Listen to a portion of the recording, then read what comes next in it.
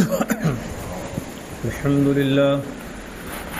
لله نحمده ونستعينه ونستغفره ونؤمن به ونتوكل عليه ونعوذ بالله من شرور أنفسنا ومن سيئات أعمالنا من يهده الله فلا مضل له ومن يضلل الله فلا هادي له ونشهد أن لا إله إلا الله وحده لا شريك له ونشهد أن سيدنا ومولانا محمدا عبده ورسوله قال الله تبارك وتعالى في القرآن المجيد والفرقان الحميد أعوذ بالله من الشيطان الرجيم بسم الله الرحمن الرحيم لقد من الله على المؤمنين إذ بعث فيهم رسولا من أنفسهم يتلو عليهم آياته ويزكيهم ويعلمهم الكتاب والحكمة وإن كانوا من قبل لفي ضلال مبين صدق الله العلي العظيم. محترم حضرات، اللہ تبارک و تعالیٰ کے فضل سے اور کرم سے ہم اور آپ نے پچھلے جمعہ کو جو اپنا سلسلہ چل رہا ہے سیرت النبی صلی اللہ علیہ وسلم،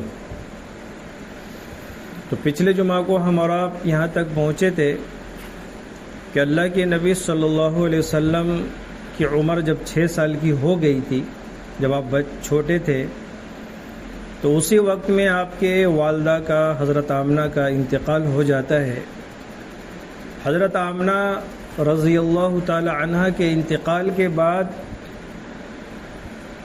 حضرت عبد المطلب کی پرورش میں آپ آتے ہیں، لیکن کچھ ہی مہینے کے بعد جو ہے نا پھر حضرت عبد المطلب کا بھی انتقال ہو جاتا ہے. اور عبد المطلب جو تھے انتقال سے پہلے وہ اپنے بیٹے حضرت ابو طالب کو یہ نصیحت کی تھی کہ دیکھو، محمد کے جو والد ہے یعنی عبداللہ، وہ ان کی والدہ اور تمہاری والدہ ایک ہی ہے، اس لیے اگر مجھے کچھ ہو جاتا ہے یا میں دنیا سے چلا جاتا ہوں تو محمد بن عبداللہ کی پرورش اور ان کی دیکھ بھال کی ذمہ داری تمہاری طرف رہے گی. یہ آپ نے انتقال سے پہلے اپنے بیٹے ابو طالب سے فرمایا تھا. تو جب حضرت عبد المطلب جو حضور صلی اللہ علیہ وسلم کے دادا تھے، ان کا بھی انتقال ہو جاتا ہے، تو اس وقت میں تقریباً آپ کی عمر جو تھی لگ بھگ 8 سال کے قریب عمر ہوتی ہے. پھر آپ جو ہے نا ابو طالب کے پرورش میں اور ان کی نگرانی میں آپ آ جاتے ہیں. اور ابو طالب جو تھے وہ آپ کی دیکھ بھال کرنے لگتے ہیں، آپ کے بارے میں آپ کا پورا خیال رکھتے ہیں. لیکن آپ صلی اللہ علیہ وسلم بھی اپنے چاچا کے اوپر بوجھ بن کر نہ رہوں، اس لیے آپ ان کے ہر کام میں آپ جو ہے نا ہاتھ بٹاتے ہیں، اور اپنا جتنا بھی کام ہوتا ہے وہ خود آپ صلی اللہ علیہ وسلم کرتے تھے. ان کی بکریوں کو چرانے کے لیے بھی لے جاتے تھے. یعنی آپ ایسا رہتے تھے، ایسی زندگی گزارتے تھے تاکہ ایسا محسوس نہ ہو کہ میں چاچا کے اوپر بوجھ بنا ہوا ہوں، بلکہ آپ سارا کام خود کرتے تھے. پھر کیا ہوتا ہے آگے کہ ابو طالب جو تھے اور قریش، مکہ کے جو قریش تھے، وہ ملک شام جو ہے نا، جیسے کہ پہلے بھی بتایا تھا، تجارت کرنے کے لیے ملک شام جو ہے نا جاتے تھے. ملک شام میں ٹھنڈی زیادہ ہوتی تھی، اس لیے مکہ کے جو قریش تھے وہ مکہ سے اونٹ کے چمڑے اور بکریوں کے، بھیڑیوں کے، یعنی جو بکری ہوتی ہے اس کے چمڑے کے کپڑے بنا کر ملک شام میں بیچا کرتے تھے. اور ملک شام کے اندر زیتون کی پیدائش تھی. مکہ کے ملک شام کے اندر جو چیزیں ملک شام میں یعنی مکہ میں نہیں ملتی تھی وہ وہاں جاتے اور وہاں سے ملک شام سے وہ سامان لاتے مکہ میں اور یہاں بیچتے تھے.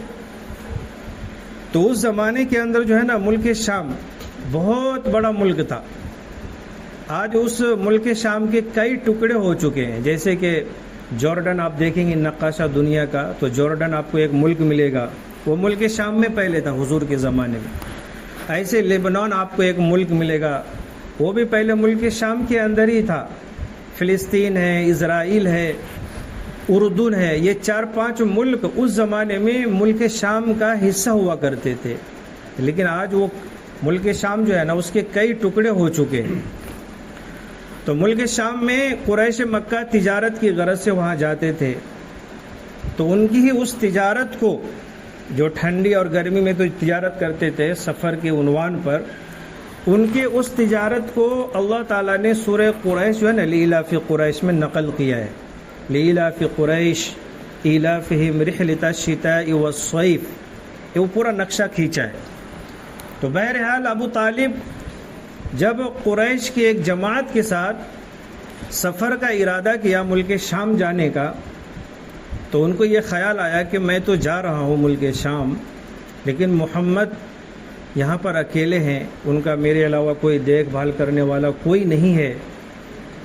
تو ان کا دل یہ گوارا نہیں کیا کہ میں ان کو اکیلا چھوڑ کے جاؤں, بلکہ اپنے سفر میں آپ صلی اللہ علیہ وسلم کو ساتھ میں لے لیا. اس وقت میں ان کی عمر جو تھی نا, آپ صلی اللہ علیہ وسلم کی عمر 12 سال تھی. کتنے سال تھے؟ 12 سال کی آپ کی عمر تھی. جو آپ نے پہلا سفر ملک شام کی طرف کا کیا اپنے چچا کے ساتھ میں, اس وقت میں آپ کی عمر 12 سال کی تھی. جب آپ سفر پہ نکلے تو سفر میں جب نکلتے ہیں تو اللہ تعالیٰ کی طرف سے رحمتوں کی, خیر و برکتوں کی, جس علاقے سے گزرتے تھے بارش ہوتی تھی, اور اس علاقے میں اللہ کی رحمت بہت متوجہ ہوتی تھی. تو جب ملک شام کی طرف روانہ ہوئے اور ملک شام کے قریب جب پہنچے, کیونکہ ملک شام جو تھا نا وہ یہودیوں اور عیسائیوں کا ملک تھا اس زمانے میں. یعنی اس پورے ملک میں بڑے بڑے گرجا گھر, بڑے بڑے ان کے جو مذہب کے جو ہوتے ہیں وہ ساری چیزیں بڑے بڑے بنے ہوئے تھے اس زمانے کے اندر. اور پورے ملک میں یہودی اور عیسائی رہتے تھے. اور عرب کے اندر جو ہے نا مکہ کے اندر یہ کون لوگ رہتے تھے؟ مشرکین رہتے تھے, جو بت پرست ہوتے ہیں, بتوں کی پوجا کرنے والے, وہ رہتے تھے کہاں؟ مکہ میں اور عرب کے اندر. اور ملک شام میں یہودی اور عیسائی رہتے تھے, ان کا پورا ملک تھا. تو جب آپ جو ہے نا قریش کی یہ پوری جماعت ملک شام کی طرف جب جاتی ہے, اور ملک شام کے قریب میں جہاں پر ایک بازار لگتا تھا, وہاں پر جب بازار لگتی ہے وہاں پر, اور سارے لوگ اپنا اپنا سامان جو ہے نا بیچنے لگتے ہیں, تو ابو طالب جو تھے وہ بھی اپنی دکان لگاتے ہیں اس بازار کے اندر. اور آپ صلی اللہ علیہ وسلم 12 سال کی عمر ہے, آپ بھی اس دکان کے بازو میں بیٹھے ہوئے ہیں. اتنے میں اس علاقے کے جو نصرانی عیسائی, جو ایک گرجا گھر کا جو یہ تھا دھرم گرو تھا, اس کو یہ خبر لگتی ہے کہ مکہ کے قریش کی جماعت تجارت کی غرض سے ملک شام کی طرف آ رہی ہے. تو وہ بھی کچھ سامان خریدنے کی غرض سے وہ اس بازار کے اندر جاتا ہے اور اپنی ضرورت کے سامان کو خریدنے لگتا ہے. پھر جب وہ حضرت ابو طالب کے اسٹال کے پاس آتا ہے تو اس کی جو نظر تھی وہ پڑتی ہے محمد رسول اللہ صلی اللہ علیہ وسلم کے چہرے پر. جیسے ہی اس راہب کی نظر پڑتی ہے محمد صلی اللہ علیہ وسلم پر, تو وہ دیکھنے ہی لگتا ہے, اور کافی دیر تک جو ہے نا آپ کے چہرے کی طرف دیکھتا رہتا ہے, غور کرتا رہتا ہے. اور پھر وہاں سے اپنے گرجا گھر کے اندر جاتا ہے, کتابیں اتارتا ہے, کتاب کو کھولتا ہے, پڑھتا ہے, پھر واپس آتا ہے ابو طالب کے اسٹال کے پاس, اور پھر محمد صلی اللہ علیہ وسلم کی چہرے کی طرف پھر وہ دیکھتا رہتا ہے. پھر جو ہے نا پھر اپنے گرجا گھر میں جاتا ہے. ایسا کئی بار ہوا.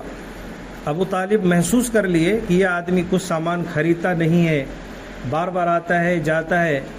ایک بار ان سے پوچھا جائے کہ بھائی ماجرا کیا ہے. تو ابو طالب جو ہے نا اس راہب سے پوچھتے ہیں جس کا نام بحیرہ ہے. اس راہب کا نام کیا تھا؟ بحیرہ راہب. تو اس سے پوچھتا ہے کہ بھائی میں آپ کو کافی دیر سے دیکھ رہا ہوں کہ آپ آتے ہیں، کچھ سامان نہیں خریدتے ہیں، میرے بھتیجے کے چہرے کی طرف دیکھتے ہیں پھر واپس چلے جاتے ہیں، کیا بات ہے؟ تو وہ راہب کہنے لگتا ہے بحیرہ کہ اصل بات یہ ہے کہ ہماری کتابوں کے اندر آخری نبی جو دنیا میں تشریف لانے والے ہیں ان کی جتنی بھی نشانیاں کتابوں کے اندر ہم لوگ پڑھے ہیں وہ ساری نشانیاں تمہارے بھتیجے کے پیشانے پر ہم کو دکھ رہی ہے. تمہاری ساری یعنی پیشانیاں، نبوت کی جتنی بھی نشانیاں ہیں، جو علامات ہیں، وہ تمہارے بھتیجے کے پیشانی پر ہمیں دکھتی ہے. کیونکہ آپ صلی اللہ علیہ وسلم دنیا میں جیسے ہی تشریف لائے تھے تو نبوت کی جتنی بھی نشانیاں تھی وہ آپ کے پیشانی میں چمکا کرتی تھی، لیکن نظر صرف ان کو آتی تھی جو اس زمانے کے عالم تھے، اپنی کتابوں کا علم رکھتے تھے، ان کو نظر آتی تھی، سب کو نظر نہیں آتی تھی، جیسے کہ اس بحیرہ راہب کو نظر آئی. تو جیسے وہ یہ بات کہا اور پھر یہ کہنے لگا کہ دیکھو، ابو طالب سے کہا کہ نبوت کی نشانیاں وہ ہمیں دکھ رہی ہے، تو مجھے اس بات کا ڈر ہے کہ اگر تمہارے بھتیجے ملک شام کے اندر داخل ہوں گے اور یہودیوں کو اور عیسائیوں کو اس بات کا علم ہو جائے گا کہ یہ نبی بننے والے ہیں، ایسے کوئی علامت ان کو سمجھ میں آ گئی تو تمہارے بھتیجے کو ملک شام میں یہودی عیسائی قتل کر دیں گے. اس لیے کہ یہودی جو ہے نا، موسیٰ علیہ السلام کے دنیا سے جانے کے بعد کسی نبی کو انہوں نے قبول نہیں کیا. ان کا یہ عقیدہ بنا ہوا تھا کہ جیسے ہی موسیٰ علیہ السلام چلے گئے نبوت کا سلسلہ بند ہو گیا. اس کے بعد دنیا میں بہت سارے نبی آئے، ان کو یہودیوں نے کیا کیا؟ قتل کر دیا. عیسیٰ علیہ السلام کو بھی آپ نے سنا ہوگا، پہلے جو تفسیر اس میں بتایا تھا میں نے. تو اس کے لیے مجھے ڈر ہے اس بات کا کہ آپ یہیں سے اپنے بھتیجے کو مکہ کرو تو واپس بھیج دو، مجھے ان کی جان کا خطرہ محسوس ہو رہا ہے. ابو طالب کو جیسے ابو حریرہ راہب نے یہ بات کہی تو حضرت ابو طالب نے ایک غلام کے ساتھ میں آپ صلی اللہ علیہ وسلم کو وہیں سے فوراً مکہ واپس بھیج دیا. اور ابو طالب جو ہے نا وہاں پر تجارت وغیرہ کر کے بعد میں پھر وہ مکہ واپس آئے. جیسے مکہ آپ تشریف لائے، جیسے آپ کی عمر تھوڑی تھوڑی بڑھتی گئی تو آپ صلی اللہ علیہ وسلم کے جو بچپن کے جوانی کے جو اخلاق تھے وہ پورے عرب کے اندر مشہور ہونے لگے کہ مکہ کے اندر ایک نوجوان ہے جس کا نام ہے محمد بن عبداللہ. ان کے اخلاق اچھے ہیں، ان کا کردار اچھا ہے، ان کے کیریکٹر اچھے ہیں، وہ لوگوں سے بہت جو ہے نا میٹھی میٹھی باتیں کرتے ہیں، بہت بات کے پکے ہیں، کبھی جھوٹ نہیں بولتے ہیں، کبھی بولتے ہیں تو وہ سچ ہی بولتے ہیں، کسی کو دھوکہ نہیں دیتے ہیں، کسی کی امانت ان کے پاس رکھی جائے تو اس میں خیانت نہیں کرتے ہیں. یہ سارے جو صفات تھے وہ پورے مکہ کے اندر جو ہے نا اس کی چرچا ہونے لگی، پورے مکے کے اندر.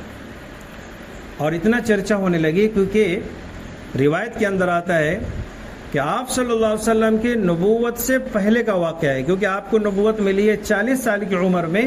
نبوت سے ملنے کے پہلے ایک صحابی فرماتے ہیں جن کا نام ہے حضرت عبداللہ بن ابل حمزہ رضی اللہ تعالیٰ عنہ. وہ فرماتے ہیں اسلام لانے کے بعد کہ نبوت ملنے کے پہلے آپ صلی اللہ علیہ وسلم سے میں نے ایک معاملہ کیا مکے کے اندر، معاملہ یعنی لین دین کیا، اور جب آپ سے میں لین دین کر رہا تھا، جب اس لین دین کے اوپر آپ سے بات چیت ہماری چالو تھی، وہ بات چیت کے درمیان مجھے گھر کے کچھ کام کاج یاد آ گئے اچانک اور میرا وہاں جانا ضروری تھا.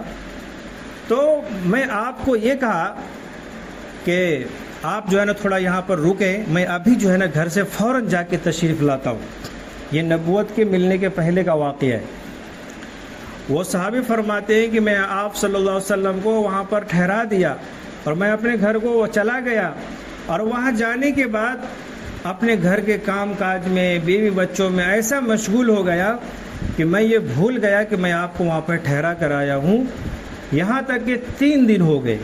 کتنے دن ہو گئے؟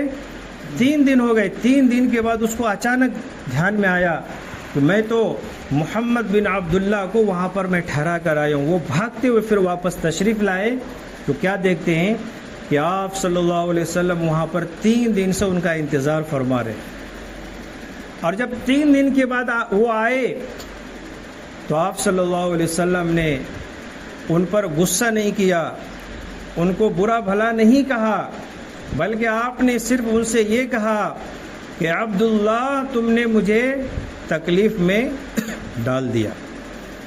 3 دن کے بعد آپ صلی اللہ علیہ وسلم کے اتنے اچھے اخلاق تھے۔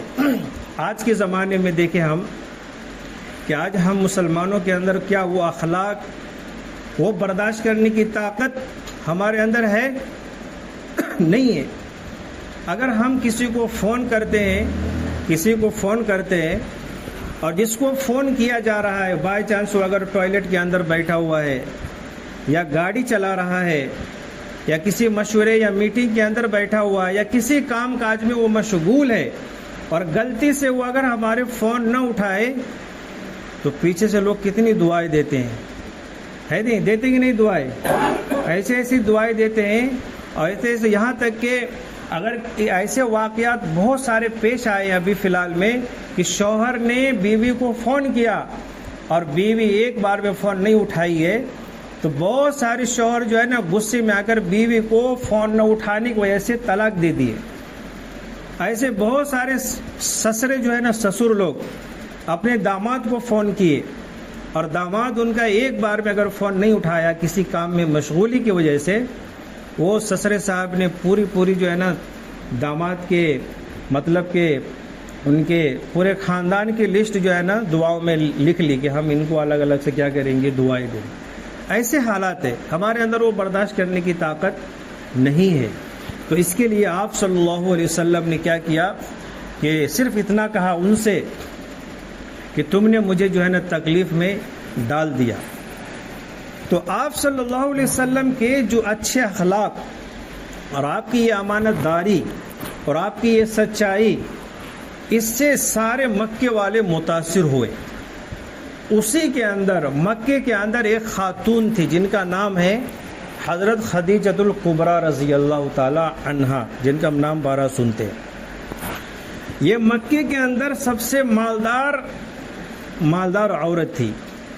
یہ مالدار کیسے بنی کہ ان کے پہلے شوہر کا انتقال ہو گیا، پھر دوسرے شوہر کا بھی انتقال ہو گیا۔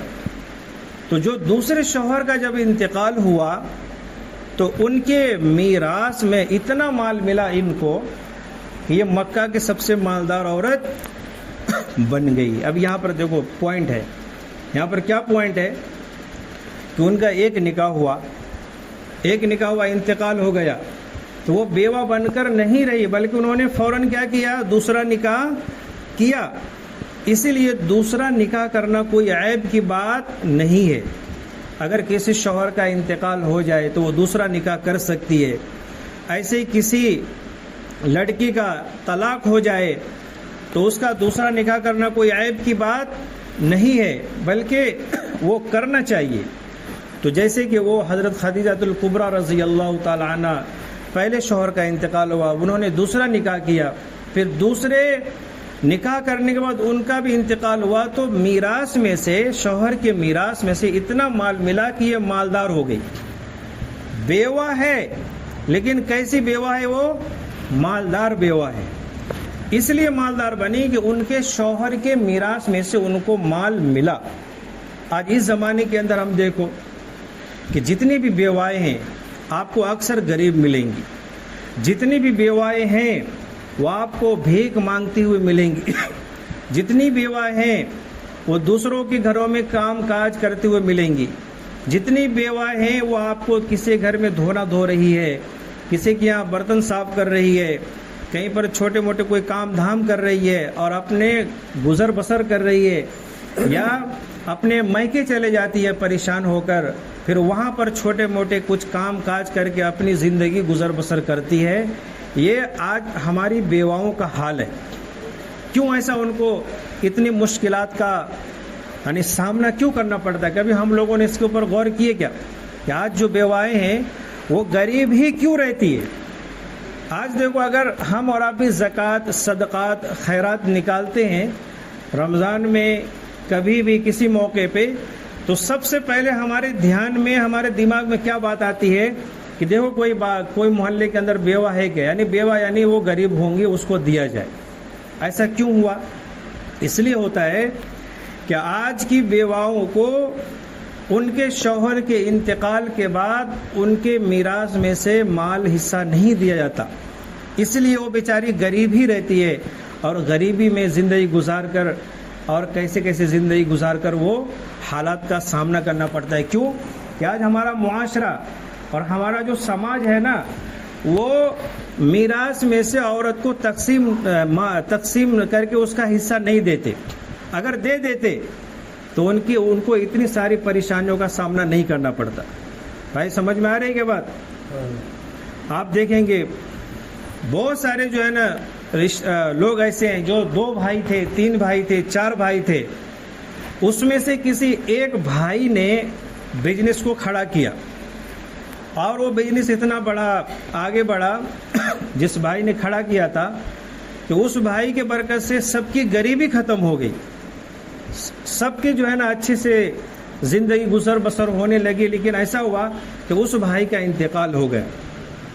اب باقی کے بھائی لوگ کیا کرتے ہیں کہ اس بھائی کے انتقال کے بعد اس بھائی کا جو حصہ ہے وہ عورت کو، بیوہ کو ملنے چاہیے تھے، وہ باقی کے بھائی اس کو نہیں دیتے، وہ اپنے میکے چلے جاتی ہے، جیسے میں نے بتایا ایسی زندگی گزارتی ہے، اور اس بھائی کے کھڑے ہوئے کاروبار پر یہ سب مل کر اپنا پیٹ، اپنے بال بچوں کا پیٹ پالتے ہیں، اور اس بیچاری بیوہ کو، ان کے بچوں کو بھیک مانگنا پڑتا ہے۔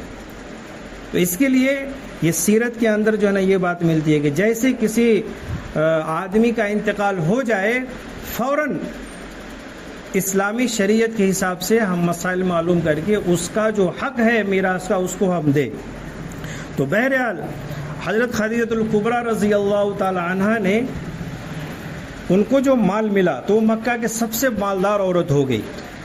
اب انہوں نے کیا کیا کہ آپ صلی اللہ علیہ وسلم تجارت کرتے تھے، یعنی کیا کرتے تھے کہ مکہ والوں کا مال آپ لیتے تھے، کیونکہ آپ کے پاس مال نہیں تھا، تو آپ مکہ والوں کا مال جمع کرتے اور وہ مال لے کر ملک شام جاتے تھے، اور وہاں پر آپ کیا کرتے؟ اولا ڈھال کرتے، یعنی سامان خریدتے بیچتے، کبھی یہ سامان خریدے، کبھی وہ بیچے، کبھی وہ خریدے، کبھی وہ بیچے، ایسا کر کے ملک شام میں کیا کرتے تھے؟ خرید بکری ہوتی تھی۔ جو لاکھوں کا مال یہاں سے لے کے جاتے تھے نا، وہ خرید بکری کر کے وہ کروڑوں کا مال ہو جاتا تھا وہاں پر، اور پھر وہاں سے واپس آتے اور پورا حساب کتاب کرتے، اور حساب کتاب کرنے کے بعد جس کا جتنا رقم ہوتا بھانڈول، وہ بھانڈول اس کو دیتے، اور بھانڈول کے ساتھ میں وہ پرسنٹیج کے حساب سے کس کا کتنا مال لگا ہوا ہے اس کے مال کے حساب سے اس کا منافع اس کو دیا جاتا، جس کو ہمارا پارٹنرشپ کہتے ہیں۔ پارٹنرشپ مطلب کیا کہ پارٹنرشپ جو ہے نا اسلام کا ایک طریقہ ہے۔ مطلب کیسا ہے وہ طریقہ کہ اگر کسی کو پارٹنرشپ کرنی ہے تو وہ کیسا کرنا چاہیے کہ بتاتے ہیں کہ اگر کسی کے پاس پیسہ ہے اور ایک ہے غریب آدمی، اس کے پاس پیسہ نہیں ہے، اب یہ دونوں مل کر اگر پارٹنرشپ کرنا چاہتے ہیں تو ایک کا پیسہ اور ایک کی محنت۔ اب اس کا طریقہ کیا ہوگا کہ جس کا پیسہ ہے اور جس کی محنت ہے، دونوں مل کر جو ہے نا کیا کریں گے، اس کا پیسہ رہے گا، اس کی محنت رہے گی، اب وہ کاروبار میں کسی کاروبار میں لگا دیے، اب لگانے کے بعد جو بھی اس سے منافع حاصل ہونے والا ہے تو اس منافع کے اندر پہلے ہی سے مطلب کہ اس کا پرسنٹیج طے ہونا چاہیے کہ بھائی تم جیسے 1 لاکھ روپے لگا رہے ہو، میں محنت کرنے والا ہوں، تو جو بھی منافع حاصل ہوگا اس میں سے مطلب کہ کتنا پرسنٹیج تم لوگے اور کتنا پرسنٹیج مجھے دو گے، وہ آپسی معاملات یعنی آپسی مشورے سے وہ طے کر سکتے کہ بھائی تم اتنا لو مجھے اتنا دو، وہ فکس کرنا چاہیے پہلے۔ یہ شریعت کے اندر کیا ہے؟ حلال ہے اور جائز ہے۔ دوسرا پارٹنرشپ کا ایک حرام طریقہ یہ ہے کہ ایک آدمی یہ کہے کہ دیکھو میں 1 لاکھ روپے تم کو کاروبار کے لیے دیتا ہوں، تم محنت کرو، تمہیں اس میں نفع ہو یا نقصان اس سے کچھ مجھے لینا دینا نہیں ہے، بلکہ تم کو ہر مہینے 5,000 روپے مجھے دینے کا، تم کو نقصان ہو نفع اس سے کچھ مجھے مطلب نہیں ہے۔ تو اس طریقے کی جو ہے نا پارٹنرشپ جو ہے نا اسلام کے اندر حرام ہے اور ناجائز ہے، اس لیے کہ ہم اس کو جو 1 لاکھ روپے دے رہے ہیں وہ قرضہ ہو گیا، اب اس سے نفع ہو اس کو یا نقصان ہو وہ آپ کو 5,000 روپے دے گا، تو گویا کہ وہ آپ کو جو ہے نا وہ سود دے رہا ہے، بیاج دے رہا ہے، یہ شریعت کے اندر حرام اور ناجائز ہے۔ تو اس طریقے سے آپ صلی اللہ علیہ وسلم نے حلال طریقے سے پارٹنرشپ کا ایک بزنس جو ہے نا کھڑا کیا، آپ اس طریقے سے کاروبار کرتے تھے۔ آج بھی اگر دیکھیں گے پوری دنیا کے اندر، تو آج جو پوری دنیا کے اندر جو آپ کو یہ اسٹاک مارکیٹ یا شیئر مارکیٹ کا جو نظام چل رہا ہے نا، جو بڑی بڑی کمپنی آپ کو کاروبار کر رہی ہے نا، وہ اسی طریقے پر کر رہی ہے۔ رسول اللہ صلی اللہ علیہ وسلم نے اس زمانے میں اس طریقے پر بزنس کر کے بتلائے تھے، تو اس طریقے پر پوری دنیا کمپنی جو ہے نا بڑی بڑی کمپنی بزنس کر رہی ہے شیئر مارکیٹ کے ذریعے سے۔ وہ کیسے کر رہی ہے کہ شیئر مارکیٹ کے اندر اب کیا ہے، اس کے اندر سسٹم کیا چلتا ہے کہ شیئر مارکیٹ میں سسٹم ایسا چلتا ہے اسٹاک مارکیٹ میں کہ وہ کمپنی جو رہتی ہے نا وہ بینک سے قرضہ نہیں لیتی ہے، بینک سے قرضہ نہیں لیتی، کیونکہ اگر بینک سے قرضہ لے گی تو ان کو جو ہے نا بیاج بھرنا پڑے گا، کہاں بھرنا پڑے گا، بینک کو بھرنا پڑے گا۔ تو اس لیے وہ لوگ کیا کرتے ہیں، بینک سے قرضہ نہیں لیتے، وہ جو ہے نا پبلک سے پیسہ لیتے ہیں، جس کو IPO کہا جاتا ہے، وہ پبلک جو ہے سے پیسہ لیتے ہیں اور لوگ اس میں پیسہ لگاتے ہیں ان کے کمپنی میں، تو وہ کمپنی اپنے منافع میں سے ہر 3 مہینے میں، 4 مہینے میں، 6 مہینے میں ڈیویڈینڈ کے طور پہ ان کو منافع دیتی ہے۔ تو اس طریقے سے دنیا کے اندر بہت ساری کمپنی کام کر رہی ہے، جیسے کہ آپ دیکھیں گے کہ ابھی ریلائنس کی جو کمپنی ہے، وہ دھیرو بھائی امبانی جو تھے، وہ یمن کے اندر جو ہے نا پیٹرول پمپ پہ کام کرتے تھے 150 روپے مزدوری پہ، 1 مہینے کی تنخواہ ان کی 150 روپے تھی۔ اس زمانے میں جب وہ یمن کے اندر گئے تو وہاں پر عرب کے ساتھ میں رہنے لگے، اور عرب کے ساتھ میں رہتے رہتے عرب والوں نے ان کو بتایا کہ اسلام کا طریقہ کیا ہے، یعنی بزنس کا طریقہ کیا ہے، محمد صلی اللہ علیہ وسلم کس طریقے سے کاروبار کرتے تھے، یعنی ان کا کاروبار سود سے بالکل پاک صاف ہوتا تھا۔ پھر وہاں سے دھیرو بھائی امبانی آ کر انڈیا میں آئے تو پہلے کپڑے کا بزنس شروع کیا، سب لوگوں سے ایسے ہی، بینک سے پیسہ نہیں لیا، لوگوں سے پیسہ لیا، لوگوں سے کہا کہ تم ہمارے کاروبار میں پیسہ لگاؤ، ہمارا کاروبار آگے بڑھے گا تو ہم تم کو کیا کریں گے، منافع میں سے تم کو حصہ دیں گے۔ تو اس زمانے کے اندر لوگوں نے 100 روپے 200 روپے 500 روپے ایسا لگائے۔ اس زمانے کے اندر جن لوگوں نے 1000 روپے لگائے، 10,000 روپے لگائے تھے اس زمانے میں، آج اس کی ویلیو ہے 1,000 کروڑ روپے۔ تو بہرحال وہ آتے ہیں یہاں پر کاروبار شروع کرتے ہیں، کون سے طریقے پر، سیرت نبوی صلی اللہ علیہ وسلم کے طریقے پر۔ پھر اس طریقے سے ان کا کاروبار اتنا بڑا کہ آج جو ہے نا ان کی جو کمپنی ہے نا وہ لگ بھگ جو ہے نا 20 لاکھ کروڑ کی کمپنی ہے، جو تقریباً ہوتے ہیں 40,000 ارب۔ تو کس کی وجہ سے ہوا، آپ صلی اللہ علیہ وسلم کے طریقے کے اپنانے سے ہوا۔ تو بہرحال آپ صلی اللہ علیہ وسلم جو ہے نا عرب والوں کا، مکے والوں کا مال لے کر آپ ملک شام میں جاتے ہیں، وہاں تجارت کرتے ہیں، وہاں سے پھر واپس آتے ہیں، اور واپس آنے کے بعد سب کو جو ہے نا سب کا حساب کرتے ہیں، اور حساب کرنے کے بعد سب کا بھانڈول دے دیتے ہیں، سب کا منافع دے دیتے ہیں امانت داری سے اور صاف۔ تو اس آپ کے صاف ستھرے ویوہار کی وجہ سے وہ خدیجہ الکبریٰ رضی اللہ تعالی عنہ اتنا متاثر ہوتی ہے، وہ اپنے غلام سے یہ میسج پہنچاتی ہے رسول اللہ صلی اللہ علیہ وسلم کے پاس کہ میں آپ سے نکاح کرنا چاہتی ہوں، آپ میرے ساتھ میں نکاح کرنے کے لیے تیار ہیں کیا؟ تو آپ صلی اللہ علیہ وسلم اپنے چاچا حضرت ابو طالب سے مشورہ لیتے ہیں، وہ اجازت دے دیتے ہیں، پھر آپ کا نکاح ہوتا ہے حضرت خدیجہ الکبریٰ رضی اللہ تعالی عنہ کے ساتھ میں، اور حضرت ابو طالب وہ نکاح کا خطبہ پڑھتے ہیں، اور آپ صلی اللہ علیہ وسلم کا وہاں پر جو ہے نا نکاح ہو جاتا ہے۔